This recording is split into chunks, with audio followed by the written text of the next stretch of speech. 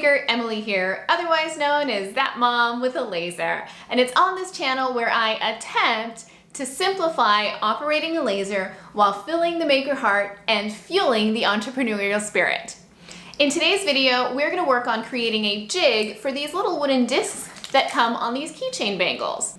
I like them because they're easy to produce, yet they're also fashionable and affordable. They seem to sell well, so I'm gonna give them a go today. If at any point during this video you find yourself curious about the products that I use, then be sure to visit my website at www.thatmomwithalaser.co. It's here where you can find all of my affiliate links, as well as my Amazon storefront, where I organize everything from safety supplies to upgrade options and everyday items. So are you ready? Let's go. To do this efficiently, I'm going to first cut out a jig. I'm just using cardboard that I got from old boxes. So the first thing I'm going to do is set focus on my cardboard, and then I'm going to set it in place because I don't want to move it once I cut into it to get it ready for the jig. I like to use this lip on my honeycomb tray to help me place my jig in the same spot every time I want to go back to reusing it. Once I have it in place, I'm going to go ahead and use these pins to secure it and hold it down so it doesn't move. Then I am going to set my origin to a 0x and a 0y origin in the top right corner of my machine.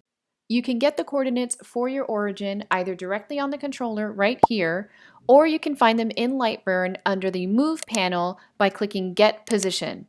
Once I've done that, I'm going to run a single cut to make sure that I have sized my shape appropriately to my item. So I'm using a weeding tool to just pop that piece out, and then I'm going to take my wooden disc and make sure that it fits in that circle.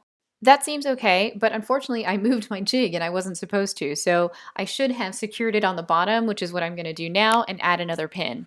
Now I can go ahead and cut out the rest of my jig. Now I would recommend keeping some of these little disc pieces or whatever shape it is that you're working with, so that if you want to reuse your jig and you put it back in, you can use these discs to run a test engrave and make sure that you have everything lined up properly.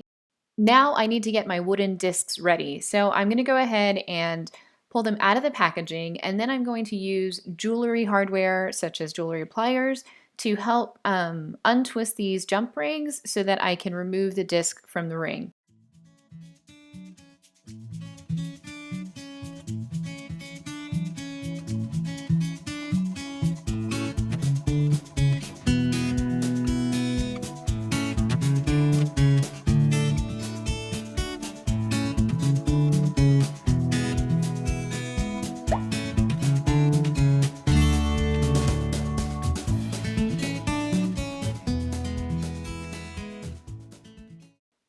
Now I need to focus the laser onto my material. So that's exactly what I'm going to do. Without hitting origin, I am going to focus on my little wooden disc, and then I'm going to hit escape so that my laser homes back to the original origin that I already set.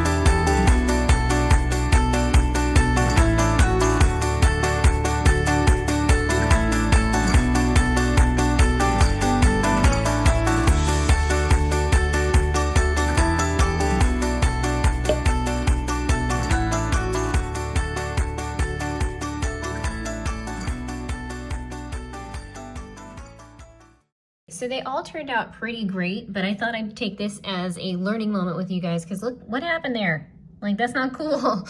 Okay, see how my dot moved? I had placed it like this, but I'm seeing that I left, these circles for my jig are a little too big. I should have made them a hair smaller, because this one, I guess it started moving as I was engraving it, and that didn't turn out the way I wanted to. So the lesson is, make sure your jig is tight enough that your piece can't wiggle the way I did here. I didn't do that. So next time, I won't do that.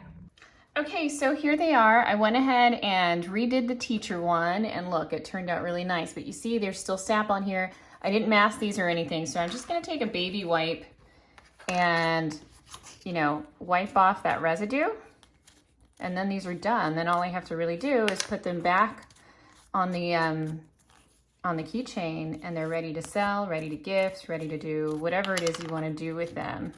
So that's why it's also good to have a backup of these. You know, I messed up here, and I didn't want to waste it for testing purposes. I just did it on this side, and that's because I was out. I don't have any extra.